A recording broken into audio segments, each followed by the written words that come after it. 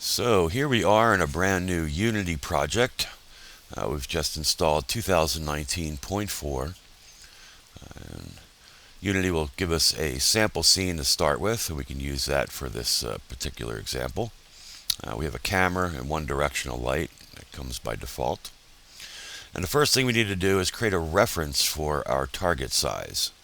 And so whatever image that we upload as our target image, we need a reference to that particular size so that we know how big our geometry or our experience will be when a user views it. So we've created a cube. We're going to set its scale to 1.8 by 1.8. And then the height, we're going to set that down to something very thin, 0.001.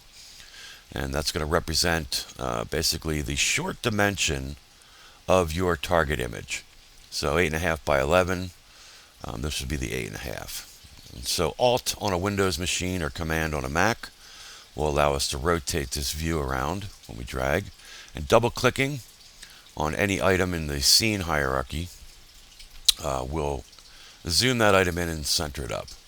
And so this is the 8.5 by 8.5 inch dimension of an 8.5 by 11 target. And so that gives us a reference to how large our geometry will be relevant to the end user viewing our target image. And so here we have an OBJ file and a texture map that goes along with it. We're just going to drag those into our assets window to import them.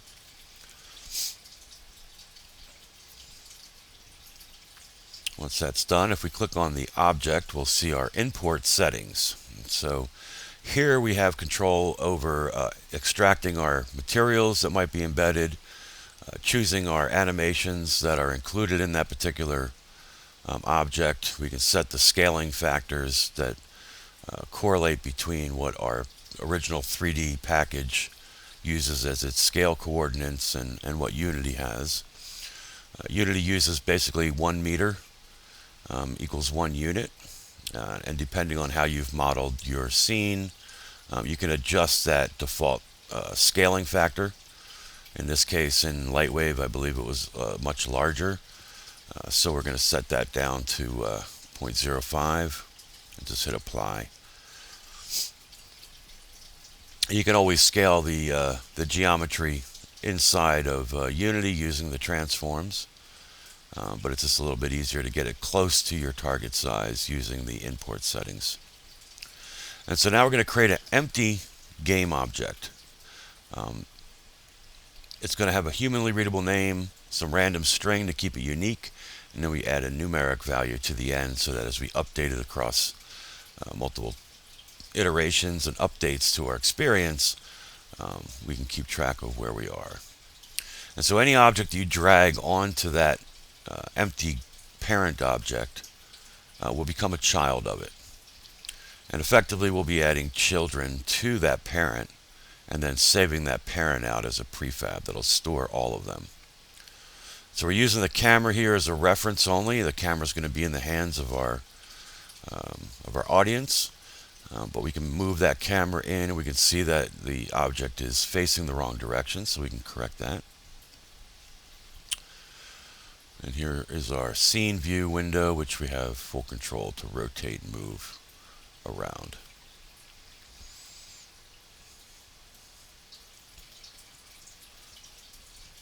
So the cube object is for reference only. We can go ahead and turn that off.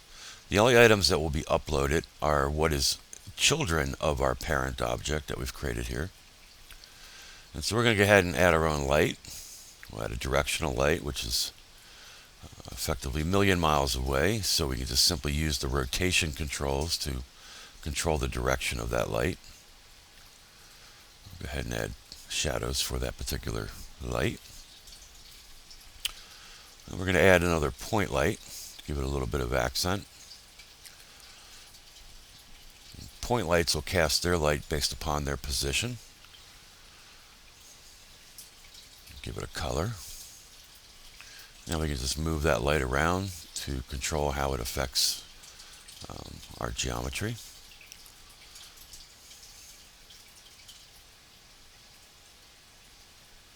And then our surface that we've extracted is now available, and we can basically take our texture map You could just color this this piece of geometry or this model any color you like. We're going to go ahead and keep that neutral because we'll be using a texture map. We'll drag that onto the color texture, and then we're also going to use that as our emission texture, which will give the object its own luminosity. And we're just going to dial down the intensity of our shadow light. And that's it, we're ready to go. And so now any children of this parent object are going to become part of this prefab. And to create a prefab, you simply drag that parent down into your assets window.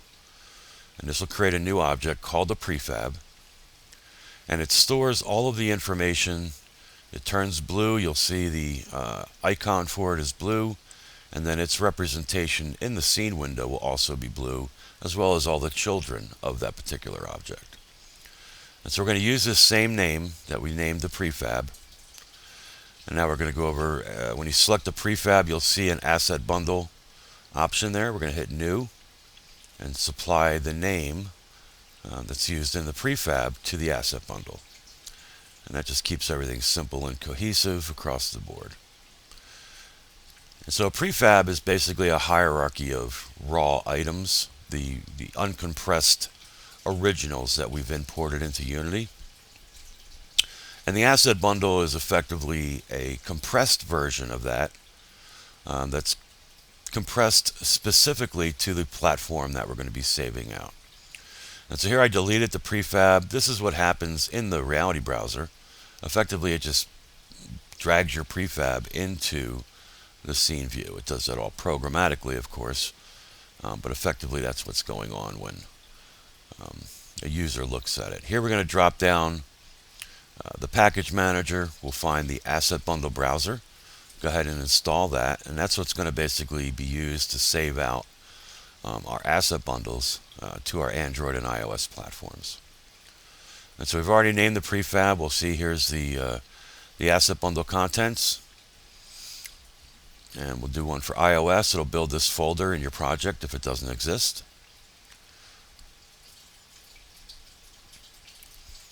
And then we'll go ahead and switch over to Android and build the Android bundle.